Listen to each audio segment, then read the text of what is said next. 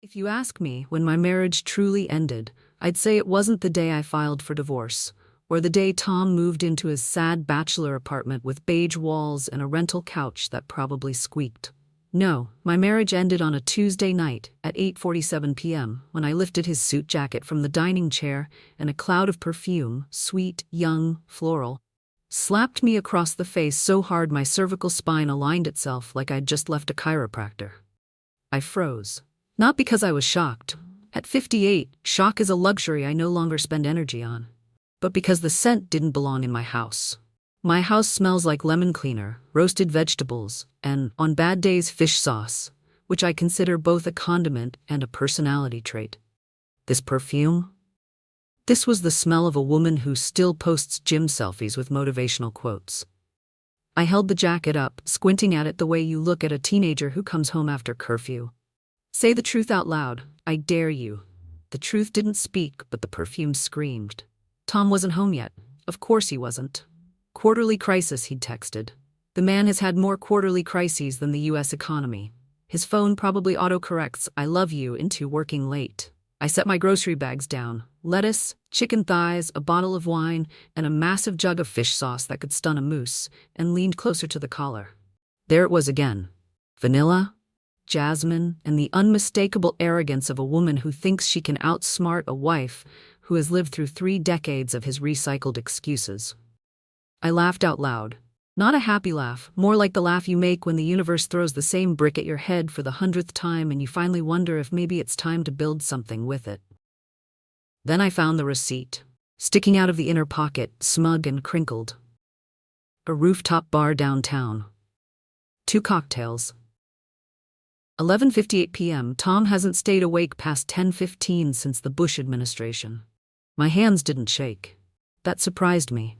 You'd think 30 years of being quietly dismissed, gaslit, or reduced to the woman who keeps the house running would have left me trembling. But instead, I felt clarity. Cold, bright clarity, like someone switched on a fluorescent light in the back room of my life. I placed the jacket neatly over the chair, opened the bottle of wine, and poured myself a glass the size of my self-respect. Big, overdue, and finally full. I didn't cry. I didn't throw things. I didn't text him paragraphs he would pretend not to understand. Instead, I stood there in my kitchen, staring at the bottle of fish sauce on the counter, and whispered to myself, maybe it's time she leaves her scent on him, and maybe it's time I leave mine. And for the first time in a very long time, I felt the beginning of something I hadn't felt in years. Control. People think betrayal feels like a lightning strike, sudden, violent, cinematic. But in my case, it felt more like arthritis, quiet, persistent, and always worse when a storm was coming. And trust me, a storm had been brewing in my house long before that perfume ever touched Tom's jacket. After I set the glass down, I found myself drifting into the kind of flashback therapists warn you about. Not the dramatic kind, but the kind where you suddenly remember you haven't been the main character in your own life for, about 3 decades. When Tom and I first got married, I was 28, sharp, and working in marketing. I knew how to pitch anything, from detergent to political candidates to people who didn't know they needed it. But when Tom got promoted and we moved for his job, the unspoken rule floated right into our suitcase. His career was the sun. Mine would orbit it. I quit my job just for a little while. That little while lasted 15 years. Long enough to raise kids, manage a household, and learn exactly how many ways a grown man can lose his keys. 27. The answer is 27. Tom loved to introduce me at company events as my rock. Funny, because rocks just sit there. They don't get invited to speak. His mother didn't help. A woman who believed that a proper wife should be quiet, tidy, and grateful her husband didn't run off with someone thinner. She'd walk into my kitchen, sniff the air, and say, "Smells strong, Maggie. Did you use fish sauce again?" I always wanted to reply, "Yes, Linda, and you're lucky I didn't use it on you," but I was raised right, so I smiled and stirred the pot instead. The gaslighting came slowly, like water filling a bathtub you forgot to turn off. Every time I questioned Tom's late nights, "You're being dramatic." Every time I said something felt off, "Work is stressful, Maggie. You wouldn't understand." Every time I needed help, "You're better at home stuff anyway." Home stuff? That was my title. No health benefits, no promotions, no annual review, unless you count Linda's unsolicited critiques. Looking back, I realize I'd been shrinking myself for years. Bending, folding, quieting down so Tom could be louder, so his life could expand while mine contracted like a wool sweater in the dryer. And yet there I was, holding the evidence of another woman's perfume like a trophy I never asked for. I took a slow sip of wine. My throat burned. Not from the wine, but from the memory of all the dinners where Tom forgot our anniversary but remembered his boss's dog's birthday. Of all the holidays where I cooked for 20 people while he shook hands and took credit for making it all happen. It was almost funny. Almost, because now, with that jacket hanging like a flag of surrender on my chair, something inside me, something that had been dormant, finally stood up straight and whispered, "You're done being background noise." I didn't plan to spy on Tom's phone. Let me say that clearly. It wasn't a plan. It was an accident. The kind of accident where your husband falls asleep snoring on the sofa, his phone slips halfway out of his pocket, and the universe whispers, "Go on, girl, gravity is doing the Lord's work." He was out cold, mouth open, making that soft gargling sound that could haunt a cemetery. I walked past him to grab my tea, but the screen lit up, a bright rectangle of temptation, a notification from Instagram, from someone named Ava B, with a martini glass emoji. I'm 58. My relationship with Instagram is similar to my relationship with crop tops. I know they exist, but they're not for me. Still, I'm not an idiot. I tapped the notification. Her profile was a curated shrine to youth, filtered selfies, gym mirror shots, latte art, and legs positioned at angles that would send my chiropractor into early retirement. Then I opened her stories. The first story was harmless enough. A cocktail with a sparkly rim, the kind meant for women who still believe in vision boards. The next one made my stomach tighten. A dark rooftop bar. Candlelight. 2 glasses. A blazer sleeve dipping into the frame. A sleeve I recognized. Tom owns 2 blazers he actually wears, the navy one for serious meetings, and the charcoal one for casual but important meetings. This was the charcoal one. Same stitching, same button, same distinct fold at the elbow from years of him leaning dramatically in conference rooms. I checked the timestamp of her story. 11:59 p.m. 2 minutes after the timestamp on the receipt still sitting in my trash can. Well, I whispered to myself, at least someone kept him awake past 10 for the first time in 15 years. I swiped again. Another story. This one just a close-up of her wrist wearing a delicate bracelet. Gold, dainty hut. Exactly the kind of jewelry I used to like before I traded luxury for practicality. But behind the bracelet was a bottle of perfume on the bar counter. I zoomed in. Vanilla, jasmine, white blossoms, the same scent currently haunting my dining room. I wasn't sure whether to laugh or vomit, so I did both emotionally. Scrolling through her feed told me everything I needed to know. She was 30-something, worked in Tom's building, probably believed sunscreen was optional, but manifesting wasn't. And she posted just enough mysterious man content to make it clear she wanted people to know she was seeing someone, just not who. I locked the phone, placed it exactly where it had been, and looked at Tom's sleeping face. He snorted, exhaled, and mumbled, "Quarterly report." I nearly applauded. Even in his dreams, he was lying. But here's the thing. Something shifted in me that moment. The woman who had once shrunk herself to keep the peace was gone. And the woman standing in my living room, the one holding a breadcrumb trail of betrayal, felt strangely awake. There was no going back now. Not after seeing the woman who smelled like vanilla ambition leave her fingerprints all over my life. The thing about betrayal is that it doesn't make you break down right away. Sometimes it just sits there, like a guest who wasn't invited but makes themselves comfortable on your best couch. I walked back into the kitchen, Tom still snoring on the sofa like a clogged leaf blower, and found myself staring at the one thing in my house I could always count on. A giant bottle of fish sauce. It was sitting proudly on the counter, reflecting the overhead light like a sacred relic. And I swear, maybe it was the wine, maybe it was divine intervention, but for a moment, it winked at me. I leaned against the sink, swirling my wine. Perfume. Perfume on his jacket, on my husband. A scent too young, too sweet, too hopeful to have anything to do with a man who had started groaning every time he stood up from a chair. Meanwhile, this bottle of fish sauce, a veteran, a warrior, A smell so unapologetically real it could knock the wallpaper off a wall if it tried. And suddenly I thought, why should her scent be the only one announcing itself? Why shouldn't mine get a chance to speak? Loudly. I picked up the bottle, feeling ridiculous and empowered at the same time. The cap made a soft click, like the sound effect of destiny. I walked over to Tom's jacket, the charcoal blazer, the one that had been on a date without my consent, and pinched the fabric between my fingers.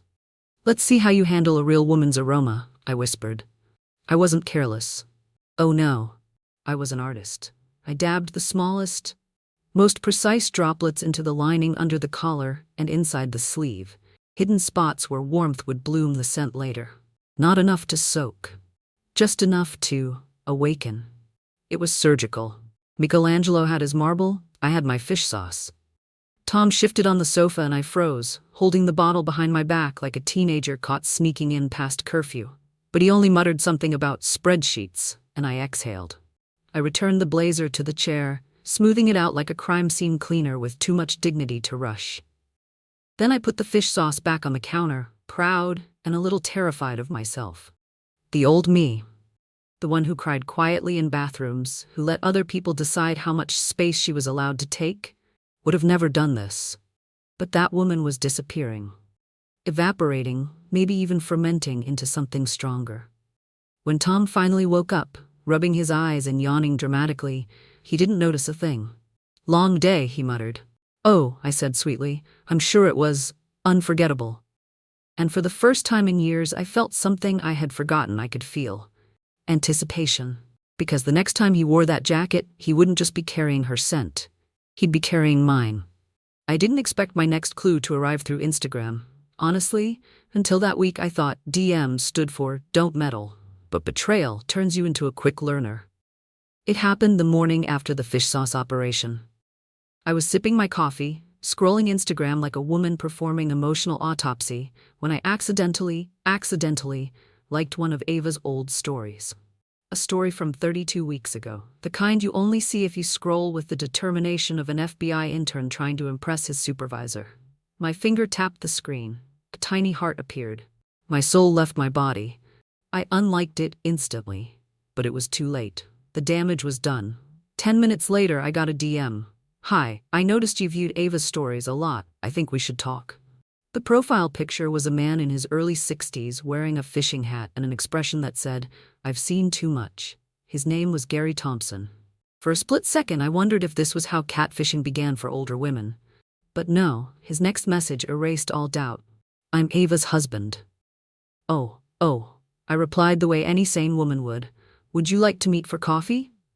We chose the safest place possible. A chain cafe with neutral lighting, mediocre pastries, and enough people around that neither of us could murder the other without someone filming it. He arrived first. Tallish, graying beard, eyes that looked like someone had wrung them out. He stood when I approached, polite in a way men used to be before Wi-Fi ruined everyone's attention span. "Maggie?" he asked. I nodded. We sat. For a moment, we just stared at each other. Two veterans of romantic warfare, silently comparing scars. He broke first. "So how long have you suspected?" I exhaled. "Since Tuesday, 8:47 p.m., precisely." He blinked. "That's very specific." "Perfume is specific," I said. He closed his eyes like a man reliving a trauma. "Ava hasn't worn perfume at home in months." "Oh," I said gently, "she's been saving it for someone." We both sipped our coffee like it was morphine. He told me his side. Ava's sudden late-night projects, her obsession with rooftop cocktails, her new interest in motivational quotes. He hadn't wanted to assume anything, mostly because assumptions hurt less than evidence. Then it was my turn. I told him about the jacket, the receipt, the stories, the perfume. I left out the fish sauce. You don't tell a man you've basically booby-trapped your husband until you know if he's the kind of man who appreciates good craftsmanship. Gary listened, jaw clenching and unclenching. Finally, he leaned in. "You know," he said softly, "we could compare notes, maybe even do something about it." Something inside me, a dormant spark, flared to life. "Gary," I said, "I think you and I are riding the same sinking boat." He smirked. "Then maybe it's time we stop bailing water and start drilling holes." For the first time since Tuesday night, I laughed. Really laughed. Because I had found something rarer than proof. I'd found an ally. Gary and I didn't become criminals overnight, but we did become organizers, event planners. Two middle-aged people sitting in a cafe plotting what can only be described as a beautifully coordinated emotional demolition. It started with a simple sentence from Gary, spoken the way generals announce weather conditions before a battle. Tom and Ava usually meet on Thursday nights. Thursday, the sacred day of corporate team dinners, juice cleanses, and marital betrayal. I went home and didn't have to wait long. That evening, Tom stood in the doorway adjusting his tie, the charcoal blazer in his hand, the one I had already seasoned with the gentlest kiss of fish sauce. "Big client dinner tonight," he said, kissing the air near my cheek. Might be late. At this point, it was practically his catchphrase. "Oh," I replied warmly, "I hope it goes smoothly." He left without noticing the faintest aroma rising from his jacket like a prophecy. The moment the door shut, I texted Gary. "He's going out. Tonight." "Rooftop?" Gary responded immediately. "Already checked Ava's calendar. She's working late. Rooftop at 8. I'll book us a table." This is how you know a man is truly committed. He not only joins your revenge plan, he calls the restaurant himself. By 7:30, I was standing in my bedroom, staring at my closet.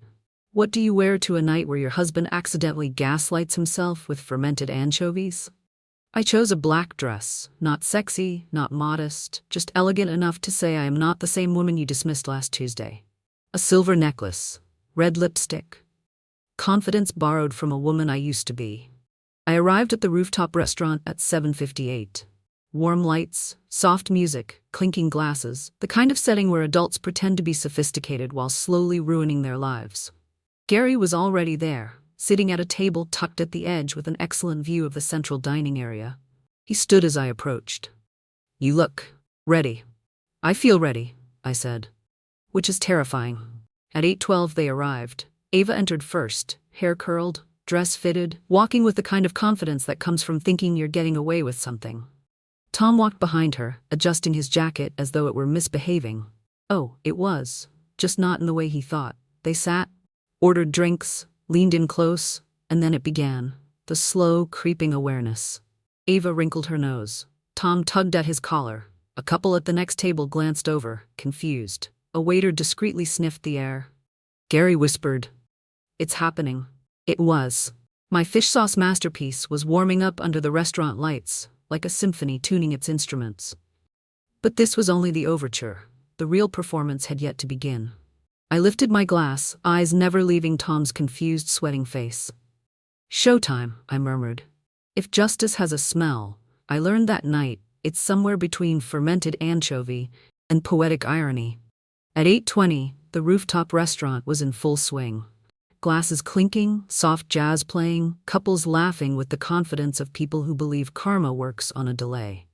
Tom and Ava were seated right in the center, perfectly spotlighted by a hanging lantern that made them look like contestants on a reality show called Bad Decisions, Couples Edition.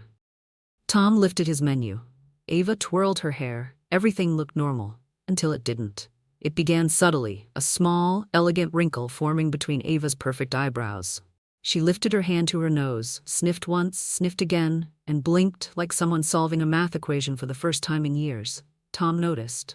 "Everything okay?" he asked, his voice already shaky. "I smell something," she whispered. A waiter passed by, paused, sniffed the air, and frowned. I took a slow sip of my drink. Gary leaned in. "Is it?" "Oh yes," I said. "That is 100% the fish sauce." Within minutes the scent bloomed. Not aggressively, no, my blend was too sophisticated for that. It unfolded gracefully, like a dancer entering a room. A delicate top note of salt, a middle note of fermented elegance, and a bold finish of your secrets are showing. A couple at the next table exchanged confused glances. "Do you smell seafood?" "Did someone order something off menu?" Another guest murmured, "Is there a spill?" A group of young professionals 2 tables away suddenly looked alarmed. One even stood up, checking the bottom of his shoes. Meanwhile, Tom tugged at his collar like it was trying to strangle him. He shifted, adjusted, fanned himself with the dinner menu. Ava leaned back, horrified. "Tom, it's coming from you." The way his face changed. My God. Shock, then denial, then horror. All chasing each other across his expression like a poorly rehearsed play. I don't know what that is," he stammered. "Oh," I whispered to Gary. "But I do." A manager approached their table with the kind of polite concern reserved for odd smells and public incidents.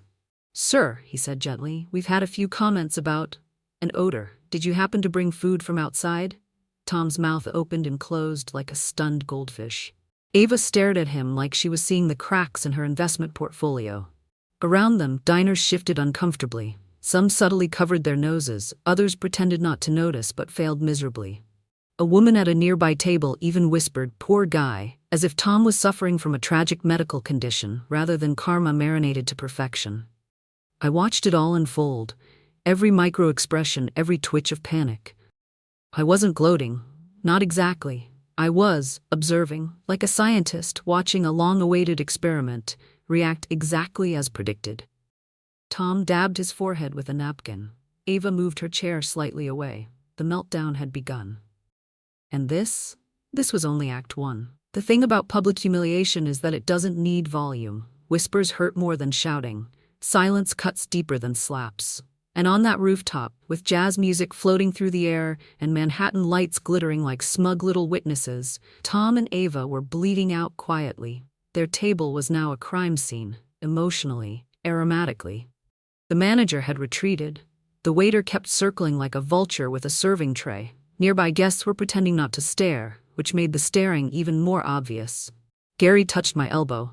"You ready?" I wasn't sure. I wasn't a dramatic woman by nature, or at least I hadn't been until fish sauce joined my spiritual journey. But something inside me said, "It's time." We stood and walked toward their table with the steady calm of two people who had finally stopped asking the wrong questions. Not angry, not frantic, just done. Ava spotted us first, her face drained, then flushed, then drained again, a malfunctioning mood ring. "Maggie?" she choked. Tom turned, slow and doomed, like a man in a disaster movie watching the tidal wave roll in. "Oh," he said weakly. "Honey, what are you doing here?" "Honey." He had the audacity to honey me. I smiled, a small, polite, devastating smile. "Oh, don't mind us. Gary and I were just having dinner nearby. Such a nice place, isn't it?" Ava blinked rapidly. "Gary?" Gary stepped forward with the cordial warmth of a neighbor returning a borrowed shovel. "Hello, sweetheart." The word sweetheart hit her like a deflated balloon. Not dangerous, just pathetic. Tom swallowed hard. "This isn't what it looks like." "Oh, good," I said pleasantly. "Because what it looks like is that you're on a date, wearing a jacket that smells like low tide in August." A nearby couple stifled a laugh. Someone choked on their wine. Ava covered her nose. "Tom, seriously, what is that smell?" I tilted my head. "Funny you ask. It's a very authentic scent. Homemade, aged, full-bodied. You might call it marital essence." Gary coughed, a sound suspiciously close to a laugh. Tom's face twisted. "Maggie, don't start." "Oh, don't worry," I said lightly. "I'm not starting anything, I'm just clarifying." I gestured between them. "You two are adults. You make your own choices. I simply think choices should smell like what they are." A waiter walked by, paused, sniffed the air, and whispered to another waiter. "Table 12. Definitely table 12.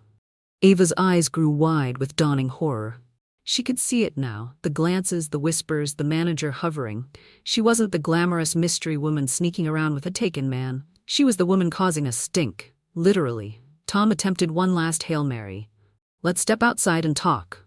"No," I said gently. "We're done talking. We've been done for years. Tonight, just made it official." I leaned closer, just enough for only him to hear. "You should know, fish sauce is very honest. It doesn't hide what it is." Then I stepped back, took Gary's arm and smiled. "Enjoy your dinner." And with that, we walked away, leaving Tom and Ava marinating in their choices. People always imagine the fallout of an affair like some explosive, dramatic moment. Doors slamming, plates breaking, neighbors peeking through blinds. But in real life, consequences are quieter. They start as whispers. Then awkward glances. Then emails. In Tom's case, they began the very next morning. At 7:12 a.m., he stood in the kitchen wearing a t-shirt that said, "Best dad ever." Ironic, considering our kids haven't lived at home in years and he definitely did not buy that shirt himself. "Maggie," he began, rubbing his eyes, "about last night." "Oh, don't worry," I said, drinking my coffee. "Your jacket said plenty." The glare he gave me could have curdled milk, but his phone buzzed, saving me from having to pretend to care. He looked at the screen and froze. "Everything okay?" I asked, my tone sweet enough to cause cavities. "It's work stuff." Translation: Disaster. He paced around the kitchen while reading the email, his posture wilted by the second. Finally he muttered, "They're postponing the Parker meeting." The Parker meeting, the golden ticket, the client who could have given him that long-awaited promotion he kept hinting about during family dinners. "Postponed?" I asked innocently. "Why?" He hesitated. "They said last night was unprofessional. The manager reported." He stopped. He didn't need to finish. I already knew. Apparently, when a client sees you smelling like low tide while on a business dinner with a woman who isn't your wife, they get uncomfortable. A few hours later, I heard him shouting quietly. Yes, shouting quietly, the way men do when they know they're wrong but refuse to lower their ego before gravity lowers it for them. By noon, Ava had messaged Gary saying she needed space to reflect. Translation: she knew her workplace reputation was tanking faster than a crypto scam.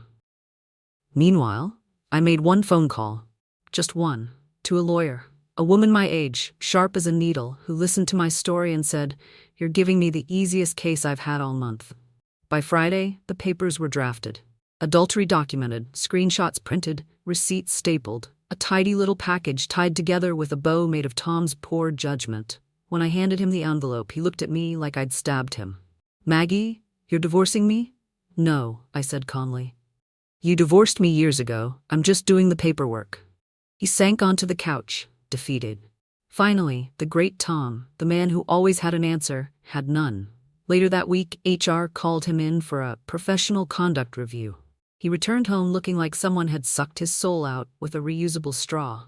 As for Ava, she was reassigned to a different team pending evaluation. Rumor had it she cried in the stairwell. I didn't celebrate, but I also didn't feel bad. Choices have a price. Sometimes that price smells like fermented fish. And me? I wasn't grieving. I wasn't angry. I was cleaning, decluttering, putting my life back into my own hands. For the first time in decades, the house smelled like my future, not his past. The day the divorce was finalized, the sky was a soft gray, the peaceful kind, not the dramatic thunderstorm kind. I stood on the courthouse steps holding the papers, feeling neither triumphant nor devastated. Just light. For decades, my life had revolved around Tom's moods, Tom's schedule, Tom's ambitions, Tom's midlife insecurities masquerading as team dinners. And now, I had a legal document confirming what I already knew. I was finally free. I went home. Not the house we once shared, he moved out during the professional conduct review fiasco, but the home that now belonged solely to me. I opened the windows.